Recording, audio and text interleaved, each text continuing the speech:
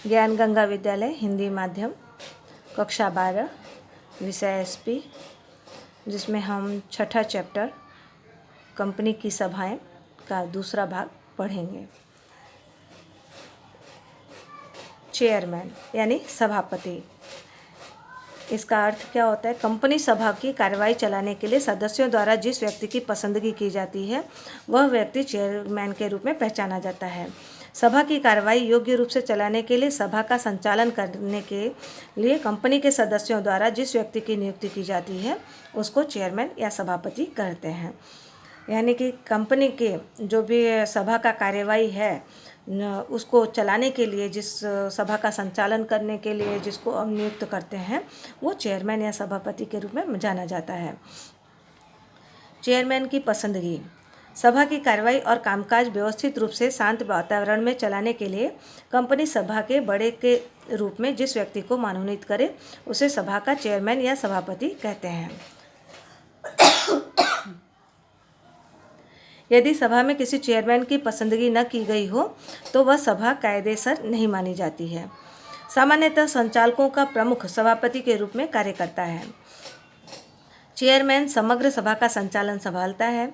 सभा के निर्धारित कार्य निश्चित क्रम में व्यवस्थित रूप से हों। जरूरी चर्चा विचारण के अंत में योग्य निर्णय और ठहराव करने में चेयरमैन की भूमिका महत्वपूर्ण होती है। यदि कोई संचालक सभापति के रूप में कार्य करने के लिए तैयार न हो तो या फिर सभा के निर्धारित समय के बाद 15 मिनट में कोई संचालक अगर हाजिर नहीं होता है तो जो भी हाजिर हो रहते हैं सदस्य, वो सदस्य अपने में से ही किसी को सभापति के रूप में चुन सकते हैं। लेकिन अगर एकल व्यक्ति की कंपनी है तो ये सब प्रावधान उसके लिए लागू नहीं होता है। अब चेयरमैन या सभापति के लिए योग्यताएं, उनकी क्या योग्यताएं होती हैं ये हम लोग पढ़ेंगे। सभापति सभा का नेता है, उसको सभा के संचालन करने की कार्रवाई संभालनी होती है। एजेंडा के अनुसार कार्य पूर्ण हो, खूब चर्चा विचारणा के अंत में योग्य निर्णय ठहराव हो, इस संबंध में उसके पास पर्याप्त अनुभव होना चाहिए। इसलिए सहमति में कुछ योग्यताएं होनी आवश्यक है जो निम्नानुसार है। जिसमें पहला है, चेयरमैन को सत्ता, कर्तव्य, जिम्मेदारी की जानकारी होनी चाहिए। कंपनी की सभा संचालन का वास्तविक अनुभव होना चाहिए। कंपनी के नियमन पत्र और कानूनी बातों की जानकारी होनी चाहिए। तनाव और संघर्ष संचालन का ज्ञान होना चाहिए। प्रतिभाशाली व्यक्तित्व होना चाहिए। अर्थ कारण या कंपनी की प्रगति व विकास और व्यापार संबंधी जानकारी होनी चाहिए उसको। सभापति की सत्ताएं, कंपनी की सभाओं में व्यवस्थित कार्यवाही चले इसके लिए चेयरमैन को विशिष्ट सत्ताएं दी जाती हैं जो निम्नानुसार हैं। जिसमें पहला है, प्रत्येक सदस्य को सभा में बोलने का अवसर देना। महत्वपूर्ण मुद्दे पर किसको किस क्रम में प्रस्तुति करने देना, उस संबंध में निर्णय करने की सत्ता सभापति को होती है। जिस व्यक्ति को सभा में हाजिर रहने का अधिकार नहीं है, यदि ऐसा व्यक्ति सभा में हाजिर रहे तो उसे सभा में से बाहर निकालने की सत्ता होती है। जब कोई सदस्य किसी बाबत में के संदर्भ में प्रस्तुति करता हो तब दूसरा व्यक्ति उसके सामने ऐतराज दर्शाए, विरोध करे या आलोचना करे, उस समय सत्य खोजकर अंतिम निर्णय लेने का सत्ता सभापति को होता है। सभा में अयोग्य अभद्र भाषा का उपयोग करके सदस्य को समझाना और यदि न माने तो सभा में से उसे दूर करने की भी सत्ता सभापति को होती है। गैर कानूनी, अयोग्य या गलत बातों को रिकॉर्ड में से हटाने का सत्ता होता है। सभा में सदस्य अयोग्य व्यवहार करे, सभा चलाने में अवरोध खड़ा करे, ऐसे संयोगों में योग्य कारण से सभा रद्द करने की सत्ता है। सभा में किसी मुद्दे पर मतदान करना हो, सदस्य मतदान करे और यदि पक्ष विपक्ष में समान मत पड़े तो ऐसे संयोगों में स्वयं के मत यानी सभापति अपना खुद का मत का उपयोग कर सकता है इसके लिए। इसके बाद है सभापति के कर्तव्य। सभा संचालन योग्य और सुचारू रूप से चलाने के लिए कुछ कर्तव्य होते हैं जिसको निभाना पड़ता है। पहला है, सभा की कार्रवाई शांत वातावरण में सुचारू रूप से चलती है या नहीं यह देखने का कर्तव्य होता है। निम्नानुसार कोरम है कि नहीं, उसकी जांच करने का कर्तव्य। सभा की कार्रवाई निश्चित की कार्यसूची के अनुसार क्रमशः हाथ पर ली है और सभी कार्य पूर्ण हो यह देखने का कर्तव्य। सभा में प्रत्येक सदस्य को बोलने का तटस्थ रूप से अवसर देने का कर्तव्य। सभा में लघुमती सदस्यों का अभिप्राय ध्यान में लेने का कर्तव्य। सभा में आवश्यकता हो तो मतदान करवाने का कर्तव्य। सभापति या जो प्रमुख है वो अपने मत का सावधानीपूर्वक उपयोग करके परिणाम घोषित कर सकता है। इसके बाद आता है सभा की नोट या टिप्पणी। उसका अर्थ सभा की नोट टिप्पणी सभा में हुए कामकाज और निर्णय से संबंधित मुद्दा सर लिखित स्वरूप में लिखा होता है। कंपनी कानून के अनुसार कंपनी को प्रत्येक सभा की, जैसे कि सामान्य सभा, विशेष सभा, संचालक सभा, सदस्यों की सभा या समिति सभा आदि नोट रखनी होती है। इन सभी सभाओं की सभा की नोट सभा में हुए कार्यों से संबंधित लिए निर्णयों और ठहरावों का लिखित प्रमाण होता है। कंपनी सेक्रेटरी सभा पूरी हो जाने के बाद जो कार्यसूची है उसके अनुसार सभा की नोट तैयार करता है। सभा की नोट पर से सभा में उपस्थित रहे सदस्यों की हाजिरी के संबंध में जानकारी मिल जाती है। अब ये सभा की नोट का उद्देश्य क्या है? सभा में हाजिर रहने वाले सदस्यों का विवरण प्राप्त हो जाता है। सभा में प्रस्तुत प्रस्ताव जो है, चर्चा और लिए गए निर्णय तथा ठहरावों की जानकारी प्राप्त हो जाती है। लिखित प्रमाण के रूप में भविष्य में इसका उपयोग किया जा सकता है। चेयरमैन के स्थान से प्रस्तुत की गई बातों का ख्याल आता है। इसके बाद है सभा की नोट मिनट्स में समाविष्ट जानकारी। सभा की नोट में निम्नलिखित विवरणों का शामिल किया जाता है, जिसमें है सभा की तारीख, समय, प्रकार और स्थल, सभा में हाजिर रहे संचालक अथवा सदस्यों के नाम और पद, किसी अधिकारी की सभा में हुई नियुक्ति का विवरण, सभा कार्यवाही की योग्य माहिती जैसे प्रस्तुत किए प्रस्ताव को समर्थन देने वाला और चर्चा के अंत में हुए ठहराव की संक्षिप्त जानकारी दी गई रहती है। सभा में जो ठहराव हुए हों उनका विरोध करने वाले सदस्यों का नाम, सदस्यों या चेयरमैन श्री को कार्यवाही की संपूर्ण जानकारी देना, ये उसके ये नोट्स में समाविष्ट होते हैं ये सारी जानकारियाँ। मतदान। भारतीय कंपनी कानून के अनुसार कंपनी की सभा में सभी निर्णय ठहराव सदस्यों की बहुमति से लेना अनिवार्य है, इसलिए सदस्यों द्वारा किसी मुद्दे पर उसका मत जानना जरूरी होता है। सदस्यों का मत जानने के लिए मतदान का उपयोग किया जाता है, जिसे कितने सदस्य संबंधित ठहराव के पक्ष में हैं और कितने सदस्य संबंधित ठहराव के विपक्ष में हैं, यह जानकारी सभापति को हो जाती है और यह जानकर सभापति कुछ आगे का निर्णय ले सकता है। मतदान का अधिकार रखने वाले सदस्यों को मतदान करने की छूट दी जाती है। कंपनी की सभा में निम्नलिखित दर्शाई विविध पद्धतियाँ मतदान के लिए उपयोग में ली जाती हैं, जैसे है हाथ दिखाना, प्रदर्शन या ऊंचा करके मतदान करना। दूसरा है आवाज़ द्वारा मतदान। तीसरा है पोल द्वारा मतदान। चौथा है इलेक्ट्रॉनिक साधनों द्वारा मतदान। पांचवा है डाक द्वारा मतदान और छठा है सभागृह में के विभाजन द्वारा मतदान। मताधिकार पर नियंत्रण। कंपनी अपने नियमन पत्र में प्रावधान करके किसी भी सदस्य के मताधिकार पर निम्नलिखित संयोगों में नियंत्रण लगा सकती है। जैसे पहला है कंपनी के सदस्य के नाम से रजिस्टर्ड अंशों की बाबत में अंशों की बाकी किस्त की रकम भरपाई न की हो। दूसरा है कंपनी सदस्य के अंशों पर स्वयं लियान रखती हो तब मताधिकार पर नियंत्रण लगा सकती है।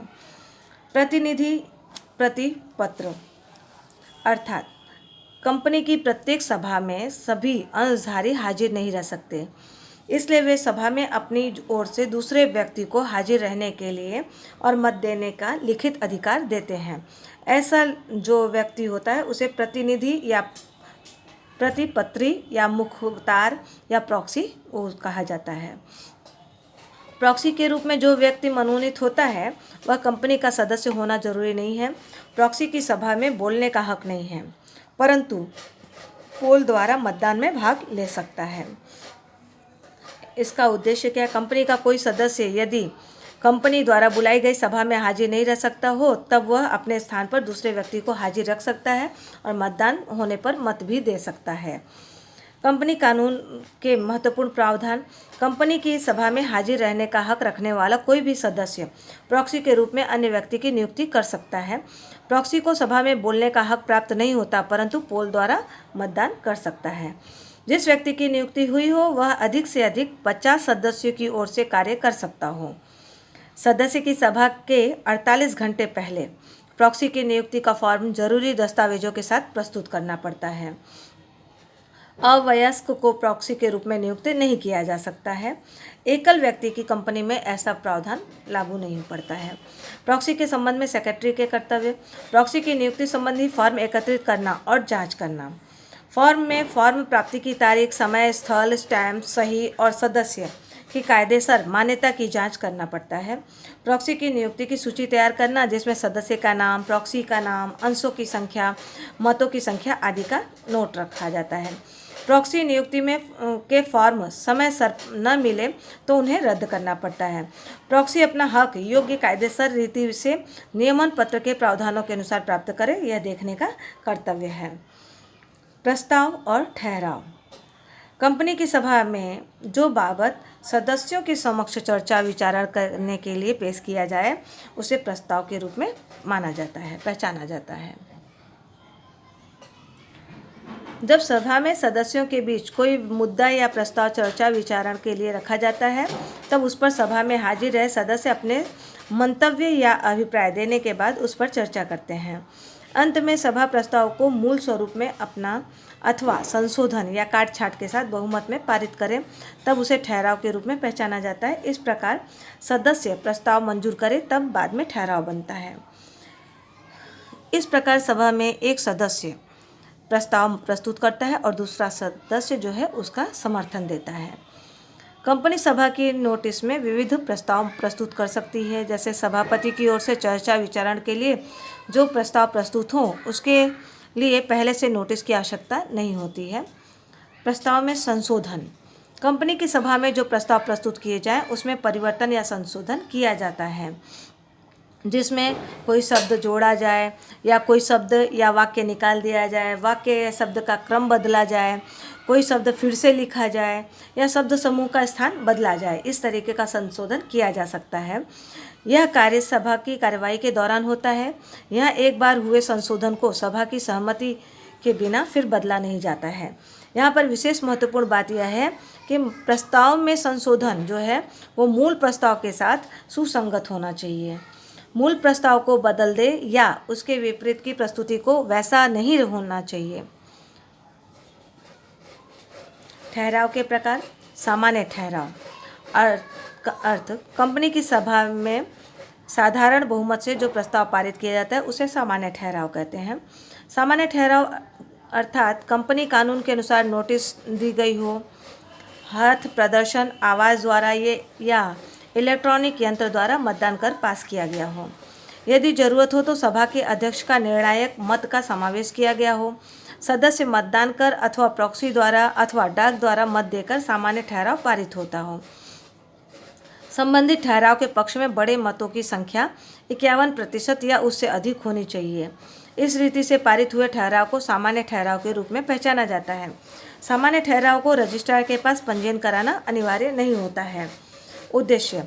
निम्नलिखित उद्देश्यों के लिए सामान्य ठहराव किया जाता है, जिसमें है पहला कि कंपनी के वार्षिक हिसाब और संचालकों की रिपोर्ट स्वीकार करने के लिए, केंद्र सरकार की पूर्व मंजूरी से कंपनी के नाम में परिवर्तन करना, कंपनी के विज्ञापन पत्र में लिखी कोई करार की शर्तों में परिवर्तन करने का हो तो, कंपनी संचालकों का चुनाव करना हो या सिफारिश किए डिविडेंड की घोषणा करना हो, या फिर कंपनी ऑडिटर की नियुक्ति और पारिश्रमिक निश्चित करना, संचालकों की नियुक्ति के बाद आए संचालकों की पुनः नियुक्ति करना, निवृत्त होने वाले संचालक के अतिरिक्त अन्य कोई व्यक्ति को संचालक के रूप में पसंदगी करना। ये हो गया सामान्य ठहराव। अब है विशेष ठहराव। विशेष ठहराव का अर्थ है कंपनी कानून और नियमन पत्र के अनुसार सदस्यों को योग्य ढंग से नोटिस दी हुई होनी चाहिए। सामान्य सभा की नोटिस किसी बाबत में ठहराव को विशेष ठहराव के रूप में मानने के संबंध में स्पष्ट की जानी चाहिए। विशेष ठहराव के पक्ष में कम से कम 75% सदस्यों का मत होना आवश्यक है, जबकि सामान्य ठहराव में 51% होना चाहिए। कंपनी रजिस्ट्रार के पास विशेष ठहराव का पंजीयन कराना जरूरी है, अन्यथा संबंधित अधिकारी दंड का पात्र होता है। उद्देश्य। निम्नलिखित उद्देश्यों के लिए विशेष ठहराव किया जाता है, जैसे पहला है केंद्र सरकार की पूर्व मंजूरी से कंपनी के नाम या उद्देश्य की कलम में परिवर्तन के लिए। दूसरा है कंपनी के नियमन पत्र में परिवर्तन करने के लिए। कंपनी की रजिस्ट्रार ऑफिस एक राज्य में से दूसरे राज्य में ले जाने के लिए, ट्रिब्यूनल की स्वीकृति के अधीन कंपनी के मेमोरेंडम में परिवर्तन करने के लिए, केंद्र सरकार की ओर से कंपनी को सत्ता मिली हो ऐसी परोपकारी लोक कल्याण के उद्देश्य वाली कंपनी के नाम में से निजी या मर्यादित शब्द रद्द करने के लिए, आरक्षित फंड की रचना करने के लिए, अंश पूंजी में कमी करना और अंशधारकों के अधिकारों में परिवर्तन करना, कंपनी के संचालक को लाभप्रद पद धारण करने के लिए, कंपनी के प्रबंध की जांच करने के लिए अधिकारी की नियुक्ति करना, कंपनी में से प्रबंध की संचालक को दूर करने के लिए, ट्रिब्यूनल द्वारा कंपनी का विसर्जन करने का ठहराव पारित करना। अब इसके बाद हमारा है सामान्य ठहराव और विशेष ठहराव के बीच अंतर। ये हम लोग पढ़ चुके हैं, लेकिन उसके बीच में क्या क्या मुद्दे आते हैं वो हम आपको एक बार बता देते हैं। जैसे कि अंतर के मुद्दे में आएगा अर्थ, सामान्य ठहराव का अर्थ और विशेष ठहराव का अर्थ। इसमें 51% लोगों की बहुमत से जाना जाता है, इसमें 75% बहुमत से पारित किया जाता है। उद्देश्य इसके क्या होते हैं, फिर आवश्यकता इसकी क्या है। उसके बाद आता है नोटिस और पंजीयन। इसके बाद है संचालक मंडल की सभा के ठहराव। कंपनी के संचालक मंडल के सभी ठहराव को सामान्य ठहराव के रूप में जाना जाता है। ऐसे ठहराव अधिकतर कंपनी के वकील, कानूनी सलाहकार पहले से ही तैयार करके रखते हैं। ऐसा ठहराव साधारण बहुमत से पारित होता है। ज़्यादा में जब विशेष बहुमत की आवश्यकता हो तब उसके अनुसार ठहराव पारित किया जाता है। विद्यार्थी मित्रों, इसी के साथ हमारा आज का ये चैप्टर समाप्त होता है।